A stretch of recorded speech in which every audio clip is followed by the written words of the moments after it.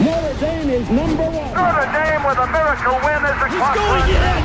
Notre Dame has scored. As a perfect October Saturday dawned in South Bend, there was little concern about the emotional level of their players as far as Notre Dame coach Lou Holtz and Miami counterpart Dennis Erickson knew. After all, this series had developed into one of the most highly charged in college football in recent years, as the Irish and the Hurricane jousted for national championships. But with Miami dominating the scoreboard in many of the recent confrontations, Holtz had a much more basic concern. Were his Irish good enough to win, especially from a defensive standpoint? You got to put your defense first, or you're never going to be a real good football team. And Miami, they're averaging 42.3 points per ball game, and we have not even played the way an average defensive football team would be in the country. So you go into a ball game like this, you say, well, Miami, if going up on their basic average, you're going to put 44, 45 points on the board, and there's no way we're going to score that many. So and that's why you have some concern.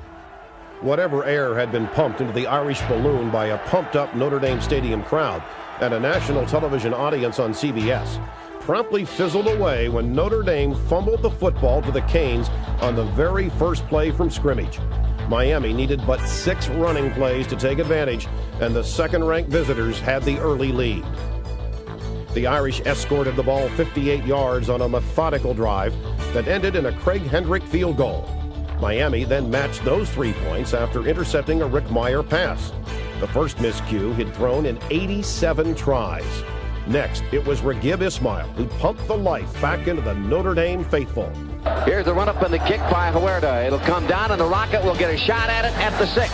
Brings it back to the 10, to the 15, at the 20, 25, to the left, at the 30. Look out, it's going to be a foot race. To the 40, to the 50, down the sideline, at the 30, pulling away, at the 20, the 10, 5, touchdown all the way.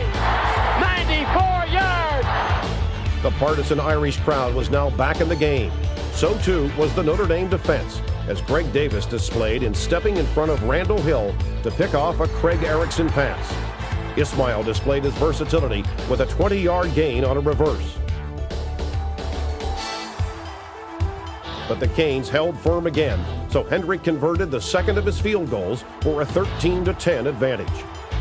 Erickson completed 4 passes for 58 yards on Miami's next offensive chance, and the Canes quarterback snuck the final yard himself for a 17-13 advantage. But the Irish weren't finished yet in the opening half. Meyer zeroed in on Waters for a 23-yard gain, half of a march that concluded with a third Hendrick field goal. And the Irish defense did its part in thwarting Miami's last 2 second-period possessions. As the second half evolved, so did the dominance of the bend-but-not-break Notre Dame defense. All-American Chris Zorich nailed Leonard Conley for a loss on the first play of the third quarter. When the Hurricanes took over again, Scott Kolakowski forced Stephen McGuire to fumble on the initial play, and George Williams recovered.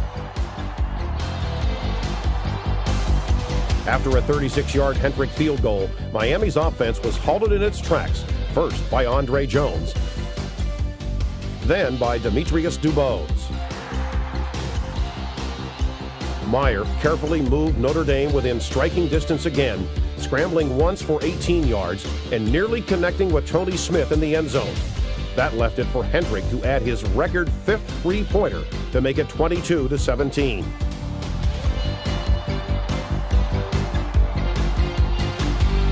Next came what turned out to be Miami's only scoring of the final 30 minutes. Erickson threw the ball 7 times.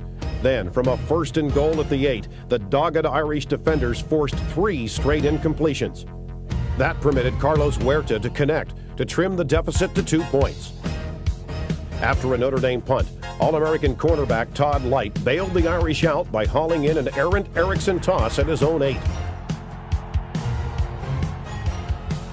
With a cat-quick Ismail now operating at tailback, the Irish took advantage of a Miami defense that was on the field for more than 21 minutes of the second half.